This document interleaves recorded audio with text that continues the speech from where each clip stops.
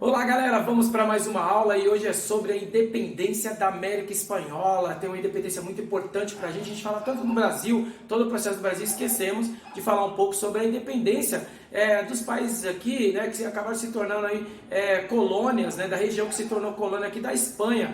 Teve lá, todos vocês sabem, do Tratado de Tordesilhas em 1494, mas em 1492 Cristóvão Colombo já estava aqui afirmando a terra de Américo Vespucci, tinha conhecido, e agora então começa a desbravar. E tem algumas coisas bem importantes para vocês entenderem que foi bem diferente a colonização da América Espanhola da América Portuguesa, né? Então tem umas diferenças aí que é importante para você poder entender, conhecer um pouco a história desses países e também, claro, entender a nossa própria história nesse processo. Então, quem estava aqui? Aqueles povos indígenas que nós chamamos de o período da América pré-colombiana. Por que pré-colombiana? Porque estava antes de Colombo, né? Então, esses povos já estavam aqui, né? Só a região total de indígena, com muitos indígenas. Outra coisa importante também que a gente vai falar aqui, que é a ideia da escravidão. Eles usaram muito, mesmo indo contra as ideias da Igreja Católica, eles usaram muito a escravização indígena e não usaram a escravização negra. Foi poucas regiões,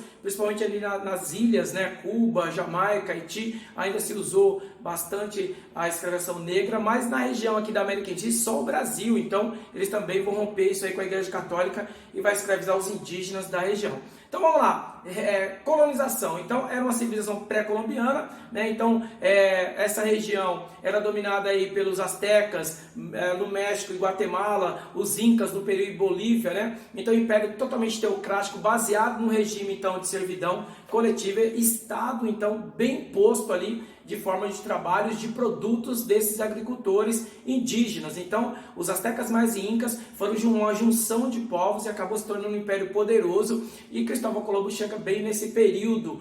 Como estava então? Vai ter os saques, vai ter o domínio, não tem como os espanhóis acabam vencendo essas civilizações. E aí como que estava organizado então com o domínio espanhol agora com esses indígenas, e agora a fragmentação é acabar esses impérios como Azteca e Inca, né? Como que vai ficar a organização econômica? Então vai ter muito saque, né? Então no início os espanhóis vão saquear muito. Tem um texto de um historiador que eu acho muito legal, que ele fala que quando o grande navegador chega aqui e ele olha o imperador Inca, né? E ele abaixa e vê pedras preciosas no pé, no chinelo do cara. Ele vai lá então e começa a beijar os pés, pega um canivete e começa a arrancar ali aquelas pedras e aqueles metalismos, aqueles metais preciosos, né? Enquanto o imperador Inca estava achando que ele estava admirando o poder dele. Então vai ter muito saque nesse período, né?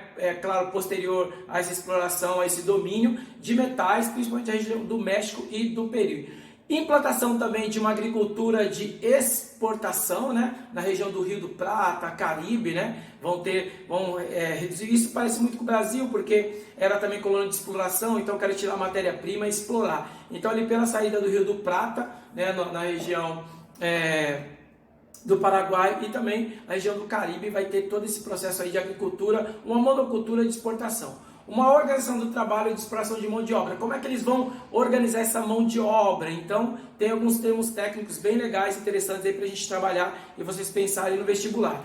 Uma dessa forma de organização de trabalho era a tal de encomiendas. O que eram as encomiendas? Era uma cobrança, né? Uma cobrança de tributos em moeda, produtos ou trabalho dos indígenas na agricultura. Então fazia uma parceria ali com o líder da aldeia, do povo. Então havia uma troca ali dessas mercadorias, que era a tal da encomienda, e principalmente na agricultura da base da alimentação dos indígenas para os espanhóis. Outro também era a tal da mita, né? O que era a mita? Fornecimento, então, de um determinado número de trabalhadores para ser escravos, cedidos pelas tribos. Então, alguns grupos indígenas cediam, então, para os espanhóis uma parte ali do seu povo para ser explorado, ser escravizado, para que nem toda a comunidade fosse escravizada. Então isso era chamado de mita, e boa parte desses trabalhadores indígenas escravos vão trabalhar nas minas, na exploração das minas, ok? Uma mão de obra escrava negra em poucas regiões, como eu falei para vocês, uma pouca disponibilidade de mão de obra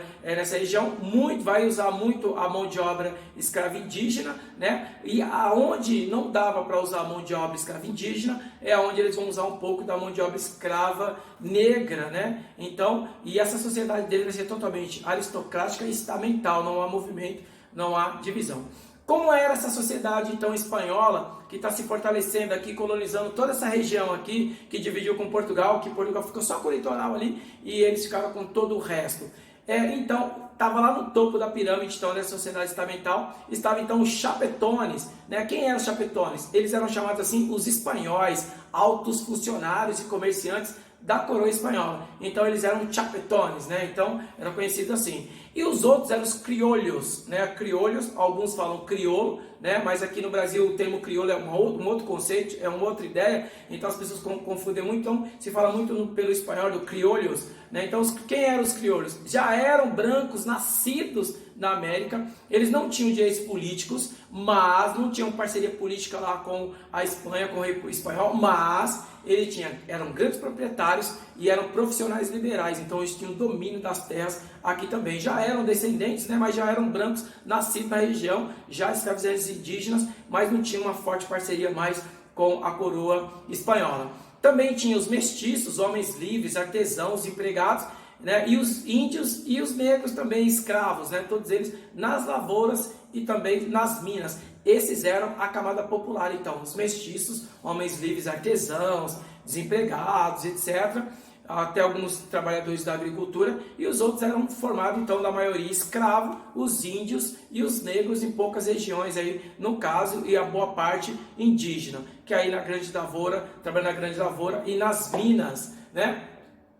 Como acontece a independência? Então tem alguns pontos importantes para a gente poder entender. Esse período, né, Napoleão tinha dominado,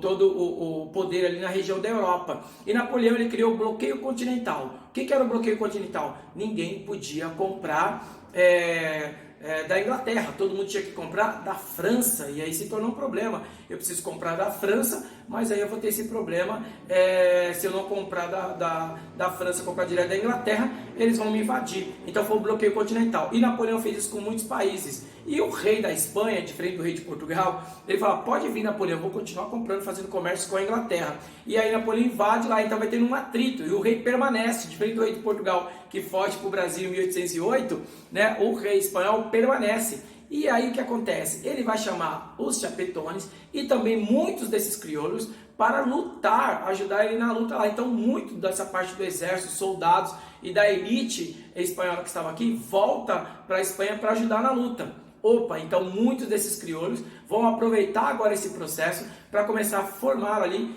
a ideia de independência.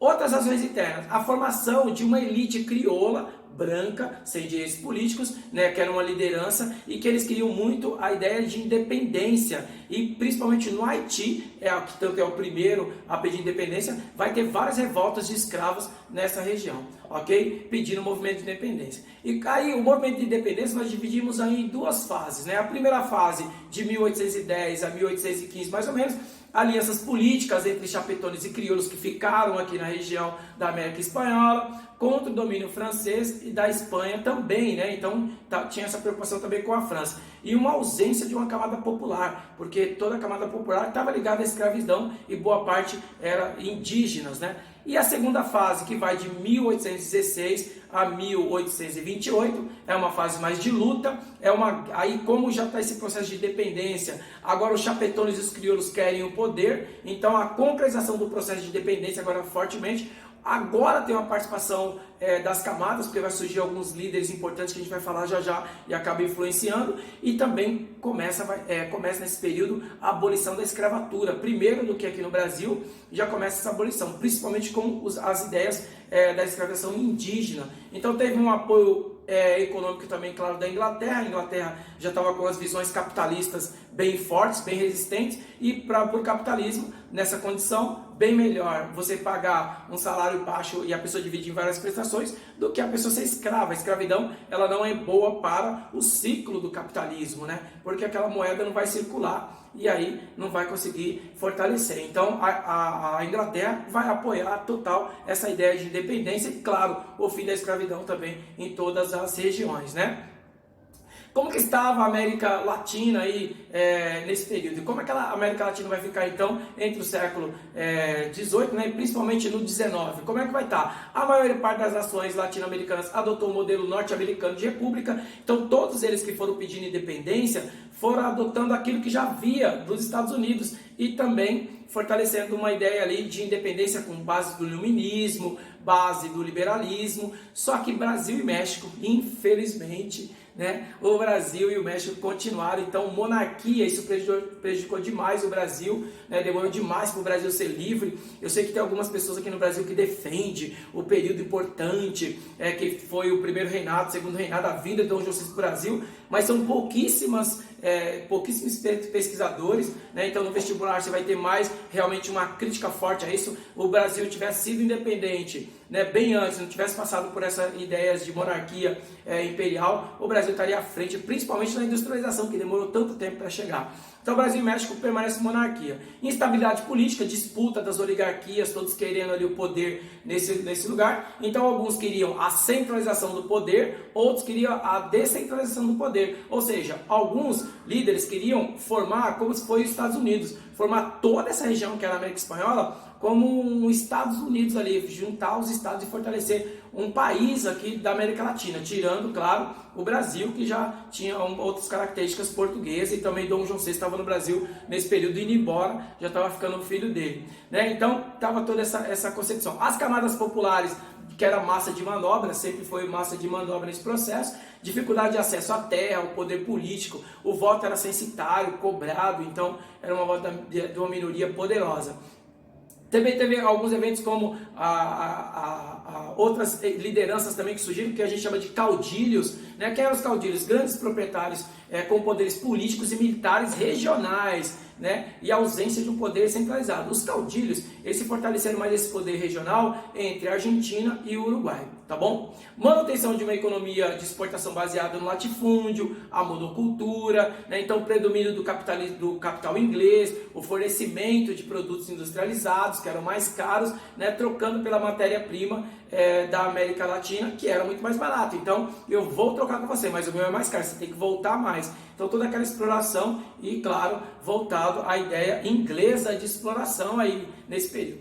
Outra coisa importante para vocês entenderem também é que essa independência, né, quando essa América Latina ela vai ainda fazer parte da Espanha, a Espanha dividiu ela diferente do Brasil, né? O Brasil, o Portugal, preocupado ali em proteger o litoral, ele dividiu em capitanias hereditárias, 15 faixas de terras que protegiam o litoral. Mas a Espanha não dava para fazer a mesma coisa, era um terreno gigantesco, eram quilômetros e quilômetros de distância e também toda uma forma ali como se fosse esticado, né? Não tinha um domínio ali de uma região aqui como se fosse um círculo ou um quadrado, então totalmente retangular e muito espaço aí. Imagina da América Central até a América do Sul. Então, como é que eles dividiram, professor? Eles não dividiram em capitanias hereditárias, eles dividiram em capitanias gerais, que nós chamamos de vice-reinos, né? Então, eles dividiram em 4 vice-reinos.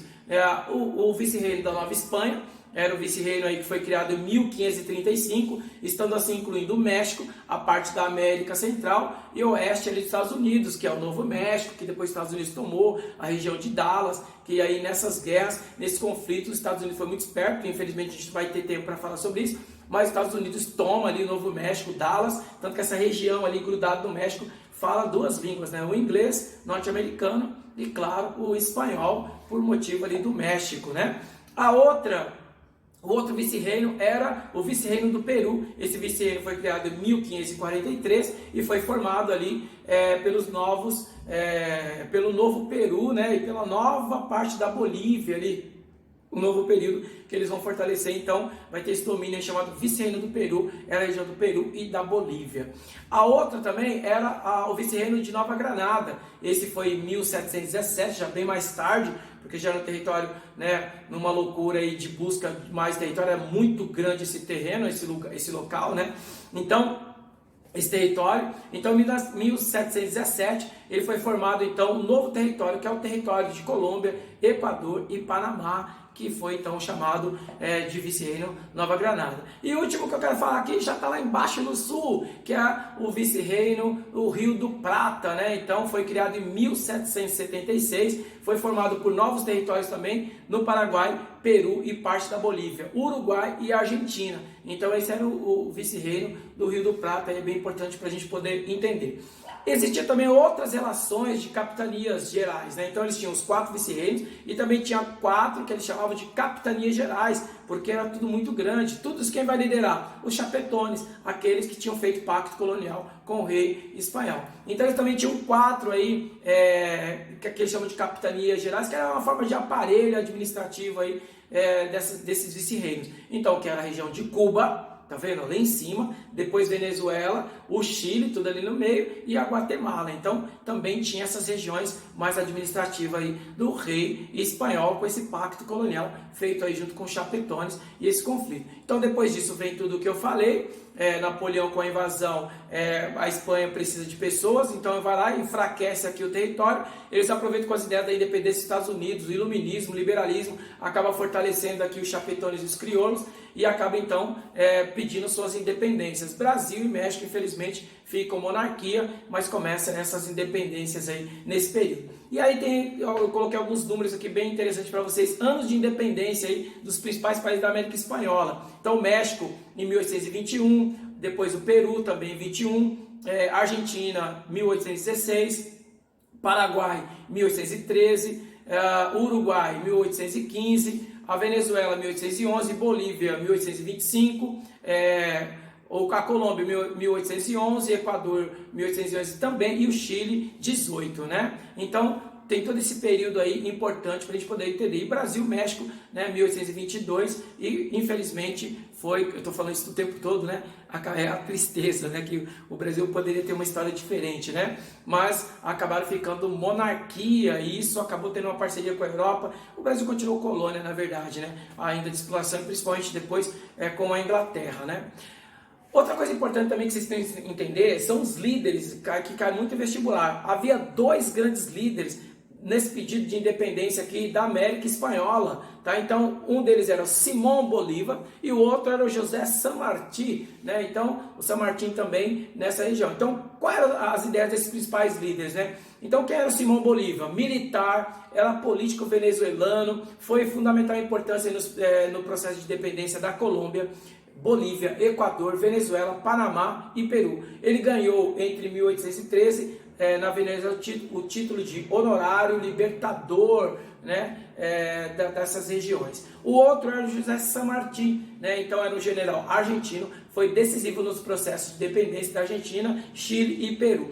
Esses caras, eles se encontraram na região do Peru, né, e eles tinham essa ideia, os dois tinham a mesma ideia: precisamos fortalecer uma ideia de independência da América Espanhola. Mas olha que interessante para o vestibular, eles tinham uma diferença bem interessante aí, que isso vai destacar, né, e fazer uma dicotomia aí entre os dois. O José San Martín, ele tinha uma herança espanhola muito grande, né, um chapetone, com toda a característica espanhola. Então, qual era a ideia dele? Vamos pedir totalmente independência, mas é necessário que tenha um príncipe europeu administrando. Então, cada região vai ter um príncipe europeu. E a ideia dele era o seguinte, com o príncipe europeu, vai diminuir os conflitos, né? As pessoas vão diminuir o conflito nessa região, a guerra civil, etc., ou invasões dos europeus, né, porque ter um príncipe, e também por motivo da capacidade intelectual, política, de poder do europeu. Então era essa característica que ele queria. Já o Simón Bolívar não queria isso, queria a independência geral, mas a ideia dele era formar como Estados Unidos, era a ideia juntar todo mundo e então formar uma ideia de Estados Unidos ali da América do Sul ou da América Latina,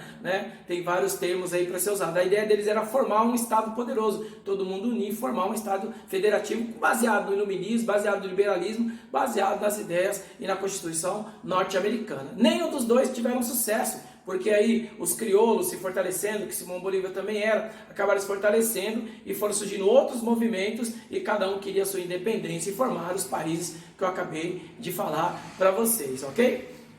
É isso, mas tem mais um detalhe, vamos lá, preciso falar também um pouco das consequências, como é que ficou as consequências, esses países melhoraram, né? Como é que estão esses países, né? Então assim, houve uma ascensão política dos crioulos, eles acabaram se fortalecendo aí nessas ex-colônias, fortalecendo uma ideia de país. Houve conquista da liberdade econômica, favoreceu a vida financeira e política dessa aristocracia crioula, né? Criação de uma dependência econômica em relação à Inglaterra, né? A Inglaterra, nesse período, era a potência mercantil ali, então, no século XIX para o XX vai se fortalecer muito essa parceria com a Inglaterra, o Brasil vai ser a mesma coisa.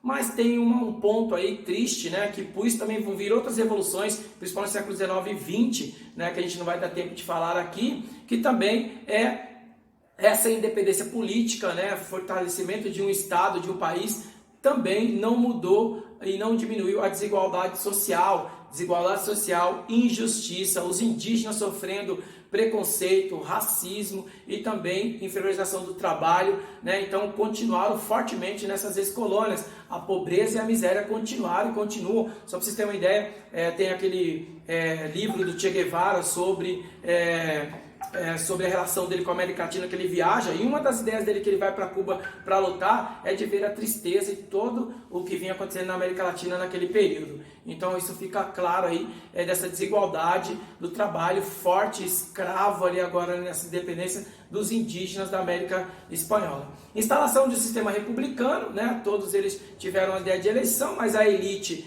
que perpetuava tudo isso, que tinha todo o poder, né? O Brasil e o México, de novo, pela última vez, ficaram monarquia para a nossa tristeza, né? Mas é isso que aconteceu nesse período aí, a desigualdade continuou fortemente. O Brasil continuou sofrendo ainda com esse processo ainda de busca de libertação de escravos, né, de acabar com a escravidão, o racismo que vem depois, a demora da industrialização, a força da Inglaterra aqui no Brasil, e a América Latina também vai passar por todo esse problema e também por pobreza, né? Pode ver que os países da América Latina ainda têm diversos problemas políticos, econômicos, de esquerda, direita, domínio, né? Depois a gente vai ver um pouco aí também sobre as ditaduras na América Latina, que foram seríssimas também, muito grave, né? Várias ditaduras, houve até uma Operação Condor aí nesse período. A gente vai falar isso já no século XX.